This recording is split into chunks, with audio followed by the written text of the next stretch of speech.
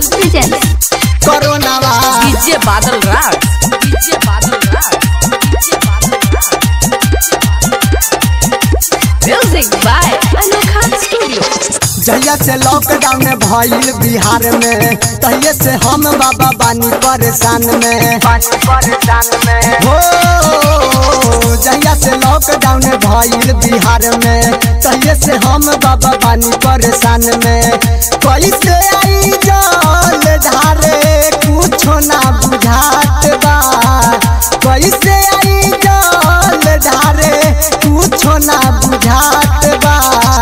सुनिए भोले दानी कहिले आप से हो लेके कवनो रूप कोरोनावा हमारे दी हो। सुनिए भोले दानी कहिले आप से हो लेके कवनो रूप कोरोनावा हमारे दी। कोरोनावा कोरोनावा DJ Badal Raj, DJ Badal Raj, DJ Badal राज। भाई खातिर बहिन रोवे, बेटा खातिर माई रोवे। लोरावा के बहे दरिया हो।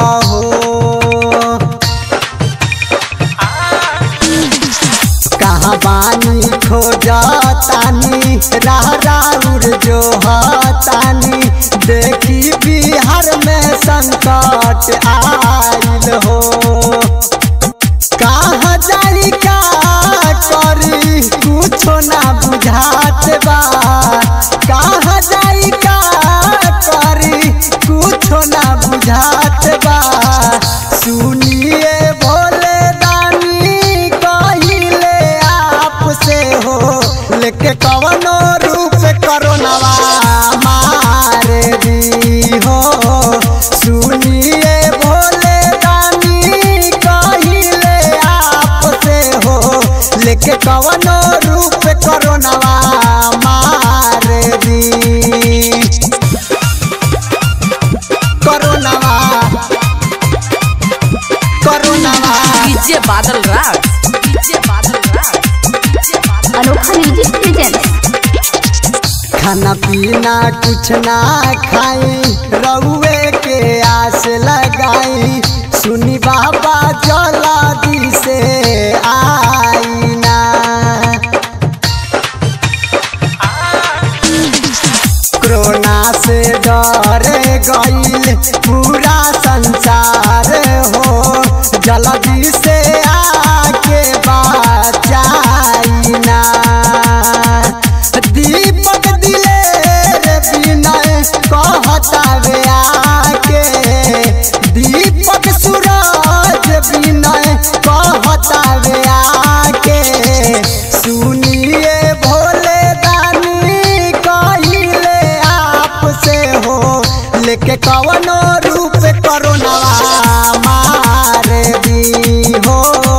सुनिए भोले दानी कहिले आप से हो लेके कवनो रूप कोरोनावा मारे दी। जहिया से लॉकडाउन भइल बिहार में तहिया से हम बाबा बानी परेशान में। कैसे आई जल धारे कुछो ना बुझात बा। कैसे आई जल धारे कुछो ना बुझात बा। सुनिए भोले दानी कहिले आप से हो लेके कवनो रूप कोरोनावा हमारे दी हो। सुनिए भोले दानी कहिले आप से हो लेके कवनो रूप कोरोनावा हमारे दी।